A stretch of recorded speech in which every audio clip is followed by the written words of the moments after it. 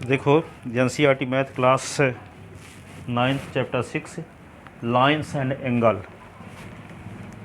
तो देखो इस पर आधारित थ्योरम प्रूव करते हैं। पहले चैप्टर 6 लाइन्स एंड एंगल। देखो चैप्टर 6 लाइन्स एंड एंगल। ठीक है, इसकी पहली थ्योरम ये है कि दो लाइन यदि एक दूसरे को किसी पॉइंट पर इंटरसेक्ट करती है, दो लाइन है मान लो ए बी और सी डी, एक लाइन ए बी है, एक लाइन क्या है सी डी है, दोनों एक दूसरे को किसी पॉइंट पर मान लो इंटरसेक्ट करती हैं ओ पर। ठीक है, तो ये वर्टिकली अपोजिट एंगल कहलाते हैं। ये एंगल वर्टिकली अपोजिट एंगल कहलाते हैं और ये एंगल वर्टिकली अपोजिट एंगल कहलाते हैं। ठीक है, ये वाली एंगल। तो आपको प्रूफ ये करना है कि दो स्ट्रेट लाइन ए बी और सी डी एक दूसरे को किसी पॉइंट पर इंटरसेक्ट करती हैं, तो आपको प्रूफ करना है कि angle A O D is equal to angle B O C. इस एंगल का मेजरमेंट इसके इक्वल है और एंगल ए ओ सी का मेजरमेंट बी ओ डी के इक्वल है, ये प्रूफ करना है। ठीक है, और वर्टिकल अब सम्मुख कोण। ठीक है, वर्टिकली सामने वाले एंगल, इसका सामने का एंगल ये हुआ वर्टिकली अपोजिट एंगल, इसका ये हुआ। ठीक है, तो दो स्ट्रेट लाइन एक दूसरे को यदि इंटरसेक्ट करती हैं तो वर्टिकली अपोजिट एंगल इक्वल होते हैं, ये प्रूव करना है। ठीक है, तो लिखो theorem first.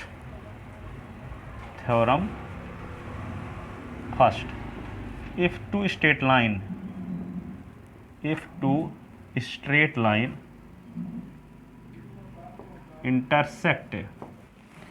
intersect to each other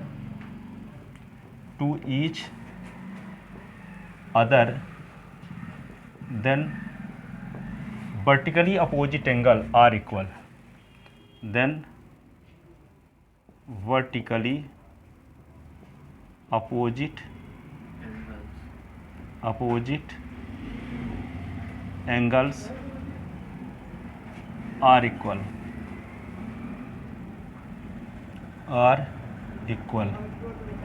vertically opposite angle are straight नहीं होगा, क्या होगा? किताब बंद कर दो, दोनों बंद करो। स्ट्रेट लाइन सरल रेखा, दो स्ट्रेट लाइन भर, ये नहीं है कि आप अनुवाद पढ़ा रहे हैं तो आप लिखोगे स्ट्रेट लाइन। सही नाम स्ट्रेट लाइन है, इसे लाइन भी बोल सकते हैं। ठीक है, पूरा नाम स्ट्रेट लाइन है। If two straight line intersect to each other then vertically opposite angles are equal. ठीक है, तो लिखो यहाँ पे सबसे पहले लिखते हैं गिवन। क्या लिखते हैं? Given two straight line A B and C D intersect to each other at O. Two straight line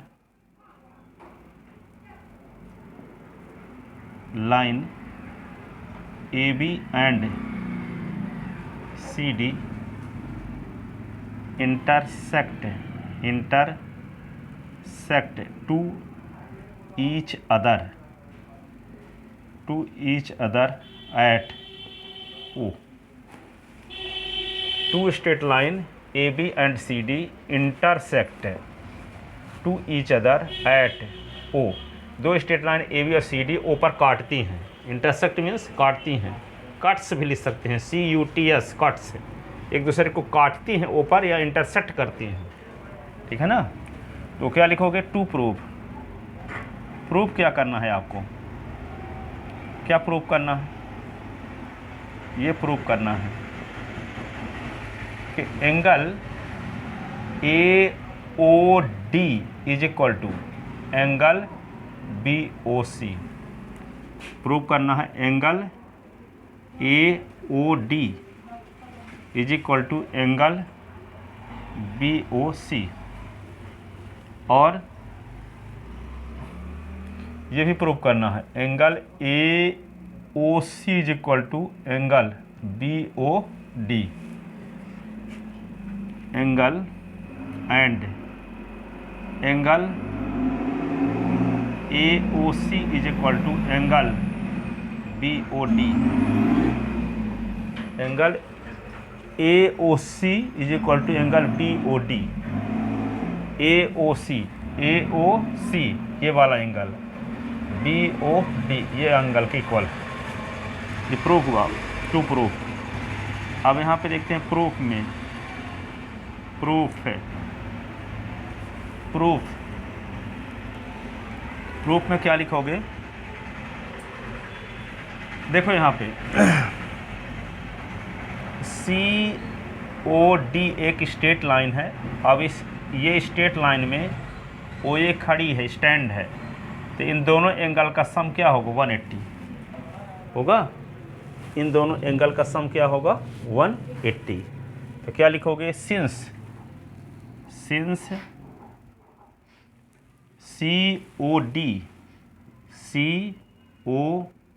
D is a straight line, सरल रेखा है, स्ट्रेट लाइन, देयरफॉर एंगल क्या लिखेंगे A O D, angle A O D plus angle A O C, angle A O C is equal to 180। इनको linear pair angle कहते हैं, by linear pair angle, by linear pair angle, angles. ऐसे angle का sign बना के यहाँ ऐसे लिख देते हैं, एंगल्स, एंगल का साइन यस लगा दिया, एंगल्स, ठीक है ना। लिखने का भी तरीका है, बाई लीनियर पेयर एंगल्स।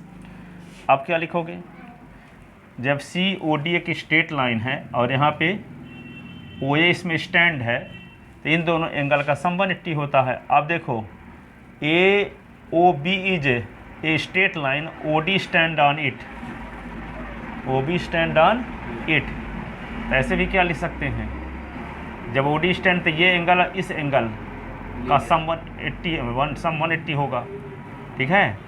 अब दोनों को इक्वल कर देंगे तो ये इसके इक्वल आ जाएगा, ये कट जाएगा। अथवा ऐसे लिखे हैं, यदि इसको इसके इक्वल प्रूव करना है तभी हम लिखे ये प्लस ये इज इक्वल टू 180। अब यहाँ पे देखो ओ सी स्टैंड है इस पर ए बी पर, तो ये एंगल और ये एंगल इज इक्वल टू भी क्या होगा 180। तो ये एंगल इसमें भी शामिल था, ये एंगल इसमें भी शामिल, तो दोनों साइड में रहते कट जाएगा।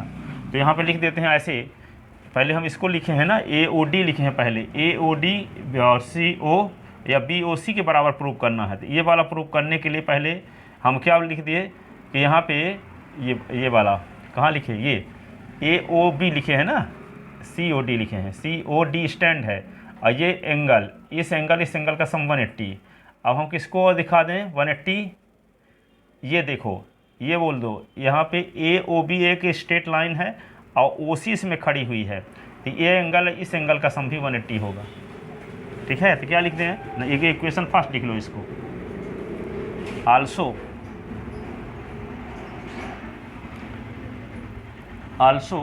ए O B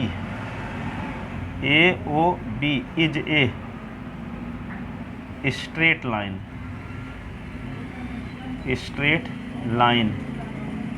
and OC stand on it, and OC stand on it, OC इस पर खड़ी हुई है। ऐसी कंडीशन में इन दोनों एंगल का सम 180 होगा।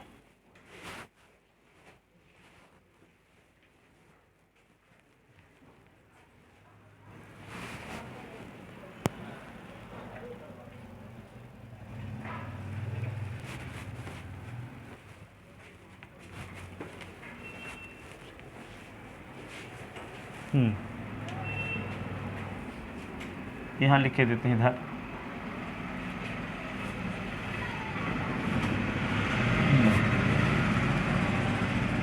क्या लिखेंगे, A O B is a straight line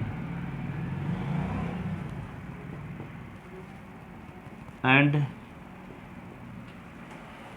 OC stand on it, OC stand on it, angle AOC, angle AOC plus angle BOC, angle BOC is equal to 180, by linear pair angle, by linear pair angles.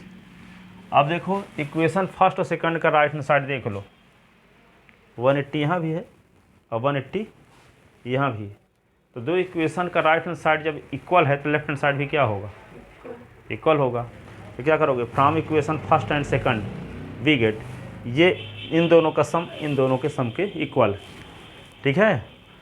लेकिन क्या है, AOC दोनों side शामिल है, AOC देखो यहाँ भी है और AOC यहाँ भी है, तो दोनों साइड से AOC काट दोगे तो बचेगा क्या, AOD बराबर BOC, AOD बराबर क्या हो जाएगा, BOC। इक्वेशन फर्स्ट का राइट हैंड साइड 180 है तो इक्वेशन सेकंड का भी राइट हैंड साइड 180 है। तो दोनों इक्वेशन का जब राइट हैंड साइड सेम है तो लेफ्ट हैंड साइड क्या होगा, सेम होगा। दो इक्वेशन का जब राइट हैंड साइड सेम है तो लेफ्ट हैंड साइड भी ना सेम होगा।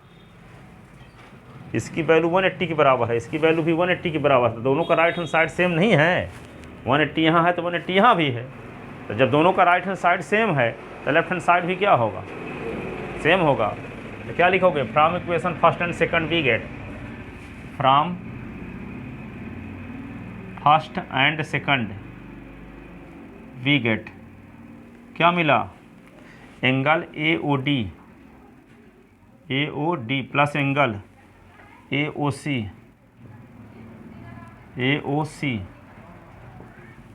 Angle AOC plus angle BOC। अब देखो दोनों साइड में कौन एंगल है, AOC दोनों साइड में है ना, इसको इधर में ले आओगे तो माइनस में हो जाए तो कठिन न जाएगा, चाहे दोनों साइड से काट सकते हो, ठीक है। तो क्या लिख दें, एंगल AOD, इसको दोनों साइड से काट दो सेम टर्म को, तो ये क्या होगा, एंगल BOC, हैंस प्रूफ, पहला पार्ट प्रूफ हो गया। Similarly we can prove that, similarly we can prove that क्या, angle AOC is equal to BOD, angle AOC is equal to angle BOD, hence proved, यही सिद्ध करना था, ठीक है ना। तो तब जब दो स्ट्रेट लाइन एक दूसरे को किसी पॉइंट पर इंटरसेक्ट करती हैं तो वर्टिकली अपोजिट एंगल क्या होते हैं, इक्वल होते हैं। दो स्ट्रेट लाइन जब एक दूसरे को किसी पॉइंट पर इंटरसेक्ट करती हैं तो वर्टिकली अपोजिट एंगल इक्वल होते हैं, वर्टिकली अपोजिट एंगल क्या होते हैं, इक्वल।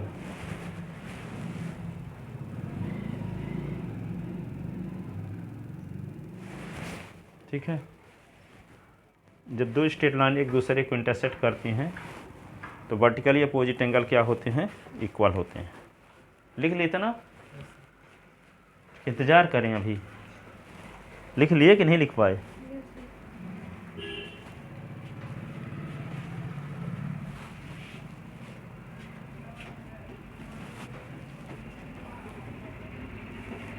अब देखो दूसरी थ्योरम,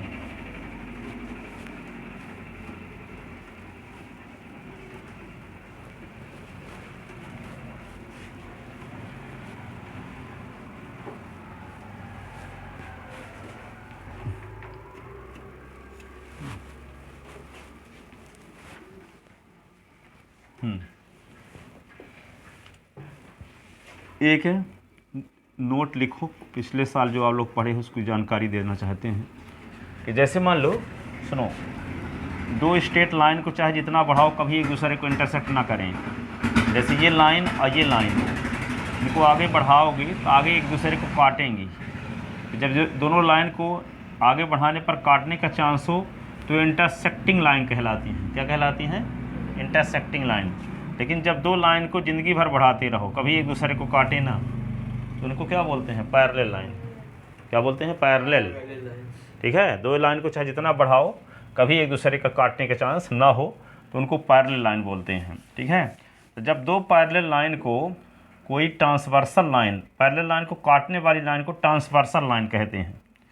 ये ट्रांसवर्सल लाइन है, तो ये दोनों को काटती है कहीं ना कहीं पॉइंट पर। जैसे मान लो ये ए बी है और दूसरी लाइन है सी डी, और ये इस लाइन का नाम है मान लो टी है। ठीक है, ये टी स्ट्रेट लाइन दोनों लाइन को काटती है। तो जो ये एंगल है, एंगल 1 और ये एंगल 2, ये करस्पॉन्डिंग एंगल कहलाएंगे।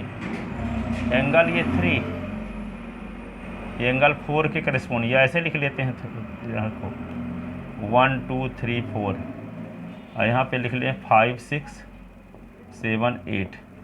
तो जो एंगल ये लाइन के ऊपर एंगल 2 और एंगल 6, ये करस्पॉन्डिंग एंगल है। इस लाइन के ऊपर एंगल 1, इस लाइन के ऊपर एंगल 5 करस्पॉन्डिंग एंगल है। इस लाइन के नीचे एंगल 4, तो इस लाइन के नीचे एंगल 8 करस्पॉन्डिंग एंगल है। इस लाइन के नीचे एंगल 3, इस लाइन के नीचे एंगल 7 करस्पॉन्डिंग एंगल है। क्या है? Corresponding angle.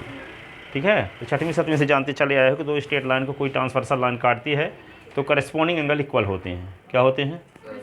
Corresponding angle equal होते हैं। ठीक है, तो यहाँ पे ये एंगल 5 और 1 करस्पॉन्डिंग एंगल है, एंगल 2 एंगल 6 करस्पॉन्डिंग एंगल है, एंगल 3 और 7 करस्पॉन्डिंग एंगल है, और एंगल 4 एंगल 8 क्या है? करस्पॉन्डिंग एंगल है। ठीक है, तो एक लिख लो थोड़ा सा, if A B parallel to C D and transversal line T intersect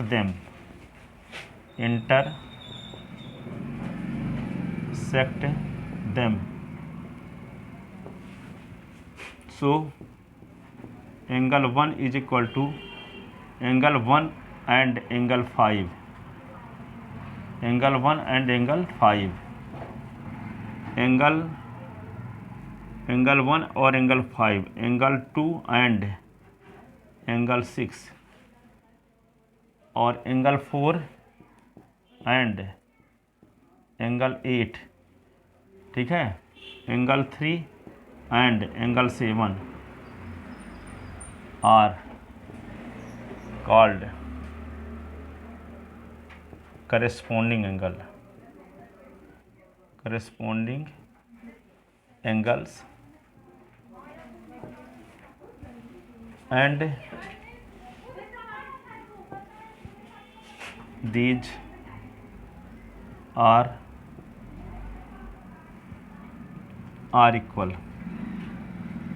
are equal, that is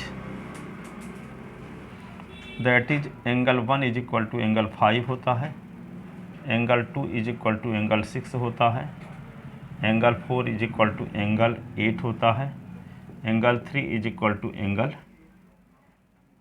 3 और 7 होगा, ये 3 और 7 करस्पॉन्डिंग एंगल है, 4 और 8। हाँ, angle 3 is equal to angle 7। ये सब करस्पॉन्डिंग एंगल हैं और ये करस्पॉन्डिंग एंगल इक्वल भी होते हैं। ठीक है, क्या बोले? जब दो पैरेलल लाइन को कोई ट्रांसवर्सल लाइन काट देती है तो जो करस्पॉन्डिंग एंगल बनते हैं वे क्या होते हैं? इक्वल होते हैं। करस्पॉन्डिंग एंगल क्या होते हैं? इक्वल होते हैं। ये आप पहले से जानते थे, अब इसकी मदद लेकर एक थ्योरम प्रूव करने वाले हैं कि जब दो ट्रांसवर्सल लाइन को कोई दो पैरेलल लाइन को कोई ट्रांसवर्सल लाइन काटती है तो अल्टरनेट इंटीरियर एंगल इक्वल होते हैं। अल्टरनेट एंगल क्या होते हैं? इक्वल होते हैं। अल्टरनेट एंगल क्या होते हैं? इक्वल होते हैं। लिख ले इसको, लिख लो इसको, फिर इसकी ज़रूरत है तभी। हाँ, ये समझाने के लिए है, नोट याद रखने के लिए है।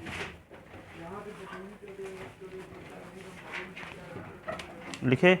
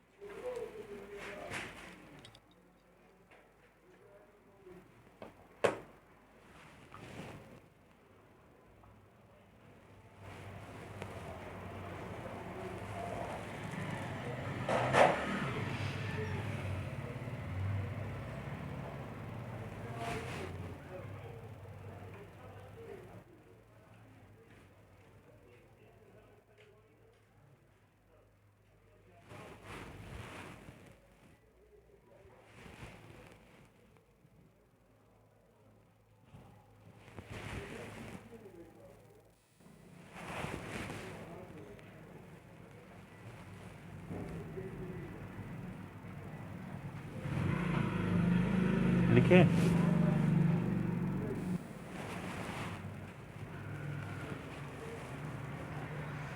तो जब दो पैरेलल लाइन को कोई ट्रांसवर्सल लाइन इंटरसेक्ट करती है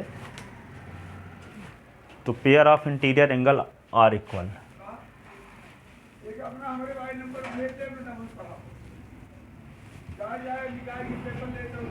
लिखो theorem.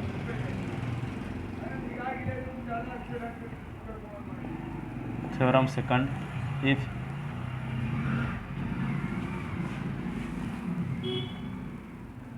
if any transversal line intersect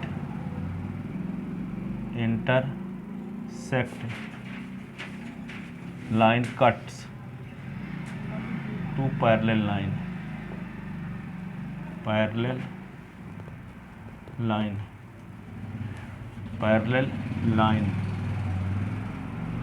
then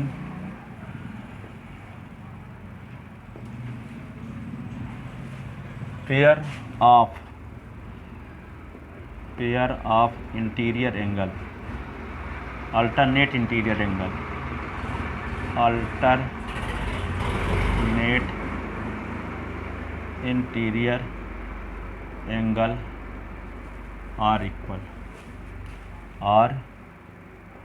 equal if any transversal line cuts two parallel line, then pair of alternate interior angles are equal,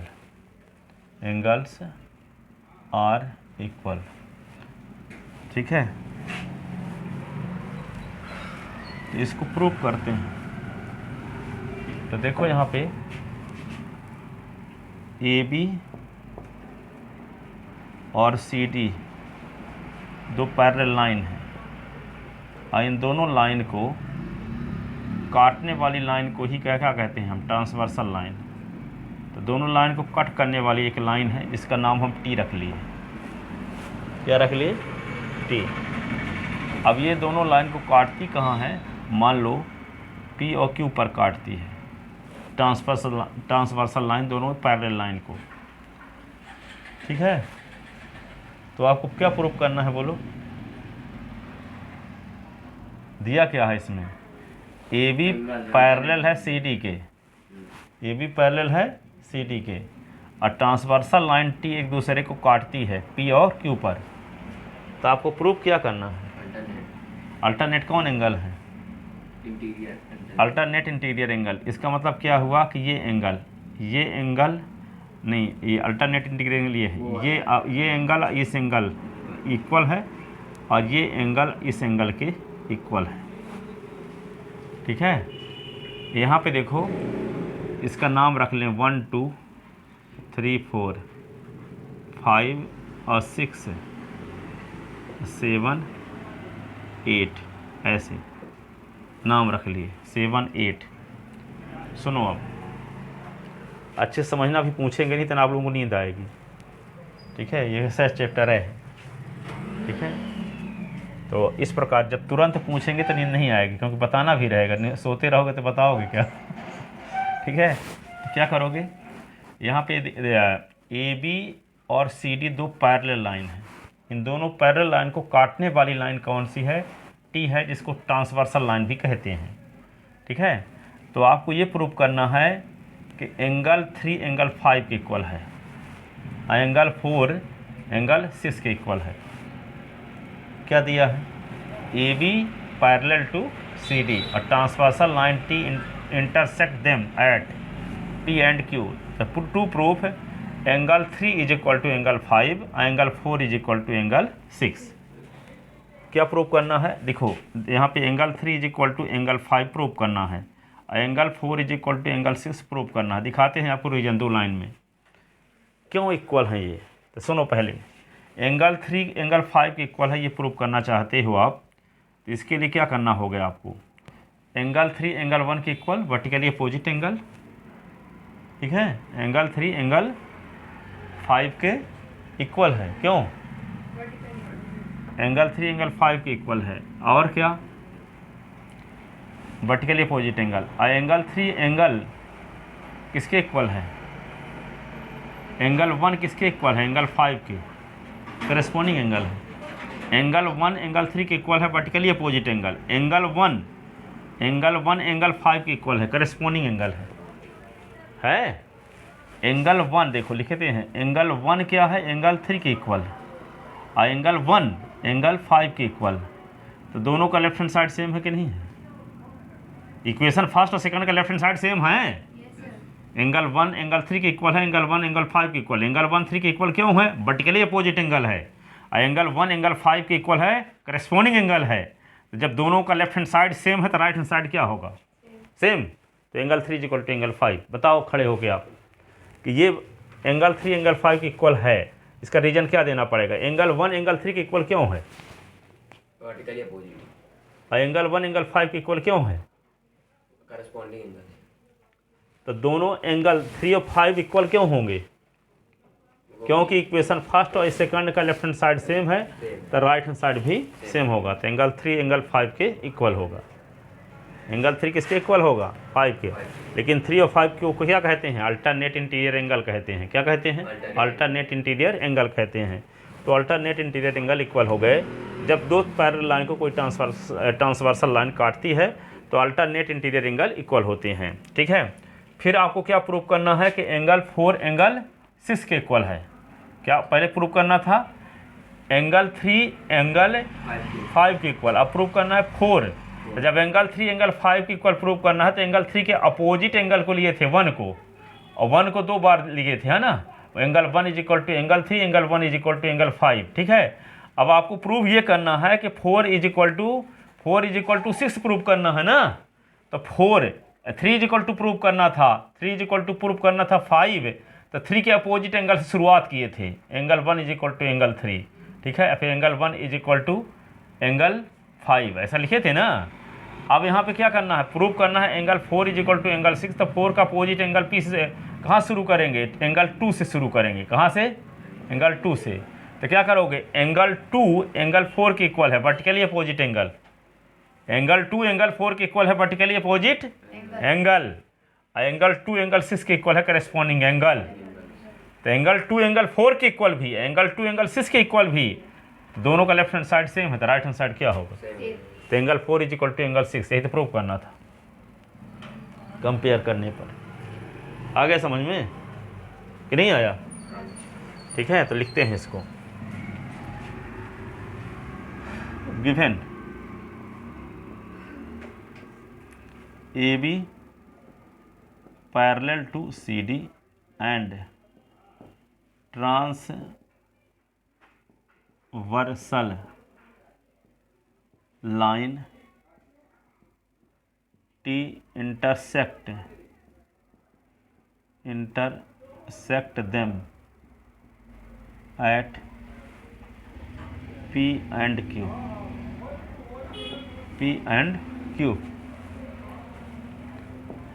AB parallel to CD and transversal line T intersect them at P and Q.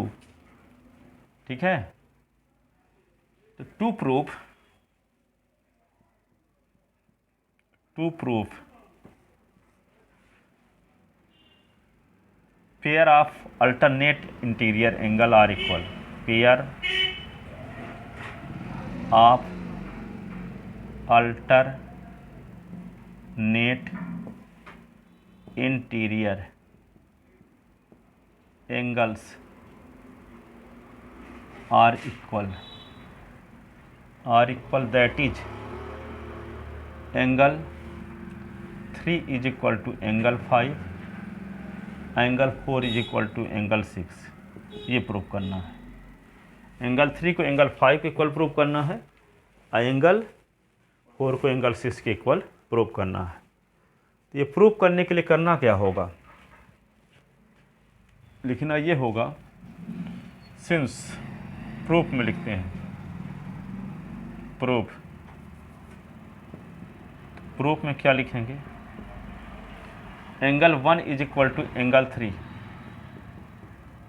क्या लिखेंगे इसका reason? Vertically opposite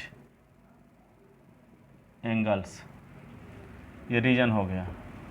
ये equation first लिख लो। फिर angle 1 is equal to angle 3, angle 1 is equal to angle 5, angle 5 corresponding angle. ये equation second हो गया। रीजन क्या लिखोगे? करस्पॉन्डिंग एंगल है। These are THESE, these are corresponding angles. ठीक है। अब देखो इक्वेशन फर्स्ट और सेकंड का लेफ्ट हैंड साइड देख लो अच्छे से, सेम है कि नहीं? तो राइट हैंड साइड भी क्या होगा? तो फ्रॉम फर्स्ट एंड सेकंड, नीचे आ ही न रहा होगा शायद,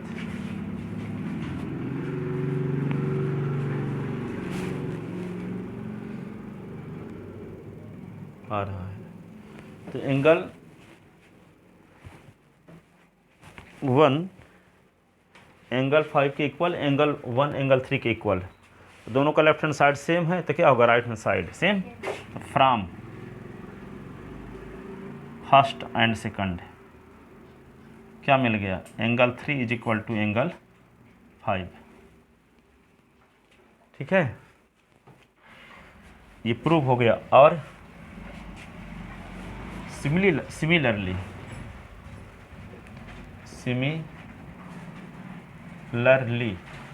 क्या लिखें? Angle 2 is equal to angle 4, reason vertically opposite angles, vertically opposite angle. Angle 2 is equal to angle 4। ठीक है, angle 2 is equal to angle 4। अब क्या करोगे?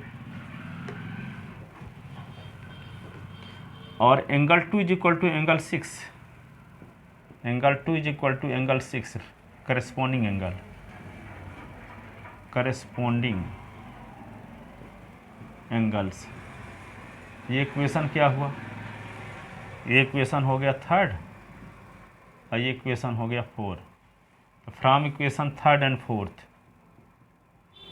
From equation third and fourth we get, क्या होगा? लेफ्ट हैंड साइड सेम है तो right hand side भी क्या होगा? सेम।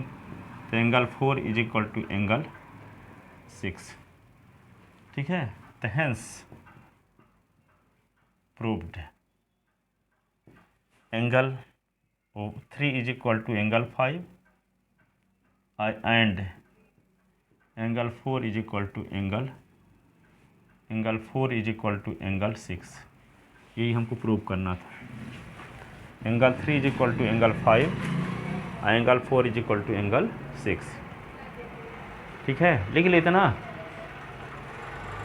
अब इसी थ्योरम को कन्वर्स देखो। कन्वर्स में क्या है? यदि अल्टरनेट इंटीरियर एंगल इक्वल हो तो दोनों लाइन पैरेलल होती हैं। दो स्ट्रेट लाइन को कोई ट्रांसवर्सल लाइन इस प्रकार से काटती है कि एंगल 3 एंगल 5 के इक्वल है, एंगल 4 एंगल 6 के इक्वल है, तो प्रूव करो कि ए बी पैरेलल है सी डी के। क्या बोल रहे हैं हम? कि दो स्ट्रेट लाइन, अभी हम पैरेलल नहीं बोल रहे हैं, वहाँ तो क्या बोले थे? ए बी पैरेलल है सी डी के, और ट्रांसवर्सल लाइन सी टी एक दूसरे को काटती है पी और क्यू पर। तो प्रूव करना था कि 3 5 के इक्वल है और 4 6 के इक्वल है। लेकिन यहाँ उल्टा में क्या करेंगे? ये लेकर चलेंगे तो given two straight line A B and C D and transversal line T intersect them at P and Q such that angle 3 is equal to angle 5 and angle 4 is equal to angle 6, then we have to prove that AB parallel to CD, AB parallel to CD। तो AB parallel to CD prove करने का क्या तरीका है? Corresponding angle equal दिखा दो, corresponding angle equal दिखा दो। 9th क्लास में पढ़े थे, 9th क्लास में तो है ही, अभी छोटी क्लासों में पढ़े थे 6वीं 7वीं 8वीं में, कि दो स्ट्रेट लाइन को तो कोई ट्रांसवर्सल लाइन इस प्रकार से काटती है तो उसके करस्पॉन्डिंग एंगल इक्वल हों तो लाइन पैरेलल होती हैं। करस्पॉन्डिंग एंगल इक्वल हो तो लाइन पैरेलल होती हैं, लाइन पैरेलल हो तो करस्पॉन्डिंग एंगल इक्वल होते हैं। ठीक है, करस्पॉन्डिंग एंगल इक्वल हो तो लाइन पैरेलल होंगी और लाइन पैरेलल हो तो करस्पॉन्डिंग एंगल इक्वल होंगे। If and only if condition. ठीक है, तो यहाँ पे क्या है? आपको दिया ये है कि ए बी और सी डी दो स्ट्रेट लाइन है, पैरेलल नहीं बोलते अभी, पैरेलल तो प्रूव करना है। ए बी और सी डी दो स्ट्रेट लाइन है, एक ट्रांसवर्सल लाइन टी दोनों को काटती है पी और क्यू पर। अब किस कंडीशन को फॉलो करते हुए काटती है कि alternate interior angle are equal, यानी एंगल 3 एंगल 5 के इक्वल है, एंगल 4 एंगल 6 के इक्वल है। तो आपको प्रूव करना है कि ए बी पैरेलल है सी डी के। तो A B parallel C D prove करने के लिए क्या दिखाना पड़ेगा, करेस्पॉन्डिंग एंगल इक्वल दिखाना पड़ेगा। यदि करेस्पॉन्डिंग एंगल इक्वल प्रूव करने में हम कामयाब हुए तो लाइन क्या हो जाएंगी, पैरेलल। क्या हो जाएंगी, पैरेलल। तो यहाँ पे देखो 3 क्या है, 3 5 के इक्वल है, 3 5 के इक्वल है, और 4 क्या है, 3 5 के इक्वल गिवन, और 3 is equal to 1 vertically opposite angle. 3 is equal to 5 given और 3 is equal to 1 vertically opposite angle. तो 3 की वैल्यू 1 के बराबर भी, 3 की वैल्यू 5 के बराबर भी, तो कंपेयर करो तो 1 इज इक्वल टू 5 नहीं हुआ। 3 का मेजरमेंट 1 के इक्वल है और 3 का मेजरमेंट 5 के इक्वल है, तो दोनों का लेफ्ट हैंड साइड 3 है, नहीं कि नहीं है, कि नहीं है? दोनों में 3 है लेफ्ट हैंड साइड में। तो राइट हैंड साइड में क्या होगा, जब दोनों का लेफ्ट हैंड साइड सेम है तो राइट हैंड साइड सेम होगा, यानी एंगल 1 एंगल 5 के इक्वल। But angle 1 and angle 5 are corresponding angle and equal दिखा दिए हम। But angle 1 and angle 5 are corresponding angle, ठीक है, और are equal, therefore A B parallel to C D, A B parallel to C D, ठीक है। तो A B parallel हो गया सी डी की। तो समझ में आया कि नहीं आया? अब देखो इस सेकंड थर्ड थ्योरम लिखते हैं, इसी को प्रूव करते हैं, जो बोल गए इसको लिखते हैं।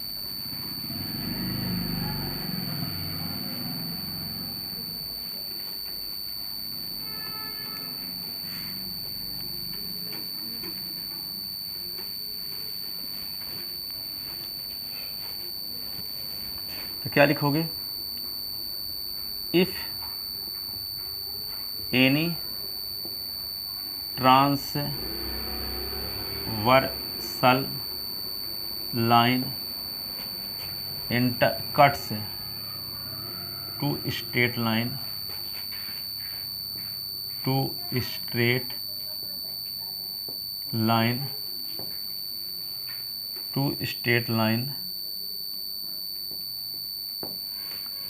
such that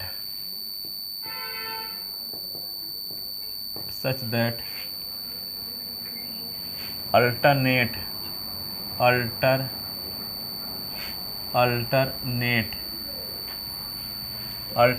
interior angle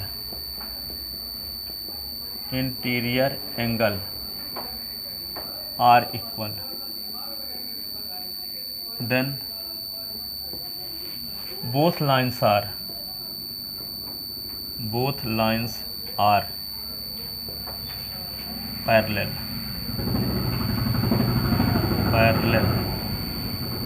and both lines are parallel, ठीक है ना। तो क्या लिखोगे, कुछ गलत हो गया क्या? If any transversal line cuts two straight lines such that alternate interior angle are equal, then both lines are parallel, ठीक है ना। तो लिखोगे क्या, given two straight line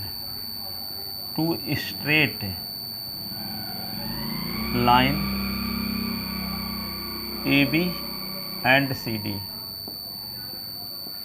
and a transversal line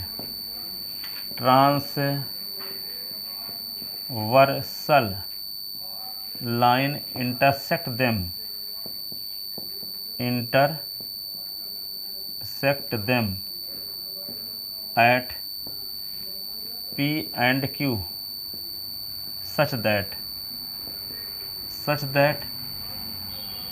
angle 1 is equal to angle 5, angle 1 is equal to, यानी angle 3 is equal to angle 5, angle 3 is equal to angle 5, and angle 4 is equal to angle 6, तो to proof, क्या proof करना है बोलो, to proof A B parallel to C D, A B parallel to C D. तो A B C D के parallel proof करने के लिए क्या करेंगे, देखो प्रूफ में आते हैं हम, प्रूफ में। तो angle 3 is equal to angle 1, angle 3 is equal to angle 1 vertically opposite angles. ये इक्वेशन फर्स्ट हो गया। और angle 3 is equal to angle 5 given ना दिया है, 3 और 5 बराबर दिए है क्वेश्चन में। देखो यहाँ 3 5 के इक्वल है, 3 और 5 अल्टरनेट एंगल है कि नहीं है, तो इक्वल दिया है। अब देखो एंगल 3 1 के इक्वल है वर्टिकली अपोजिट एंगल, और 3 5 के इक्वल गिवन है, ठीक है। तो जब दोनों का लेफ्ट हैंड साइड सेम है तो राइट हैंड साइड क्या होगा, तो from first and second, from first and second we get क्या मिल गया, angle 1 is equal to angle 5, angle 1 is equal to angle 5, but angle 1 and 5 are क्या corresponding angle, 1 और 5 आर क्या, but angle 1 and 5 are corresponding angle, corresponding angles and are equal, angles and are equal, are equal, so AB parallel to CD, hence proved। Corresponding angle equal हो गए तो line क्या होगी, parallel, AB parallel to CD, AB parallel to CD।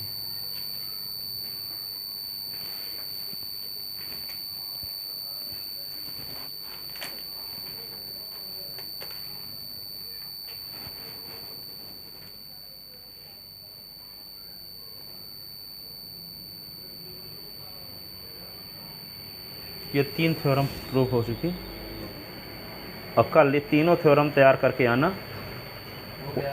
हाँ उनमें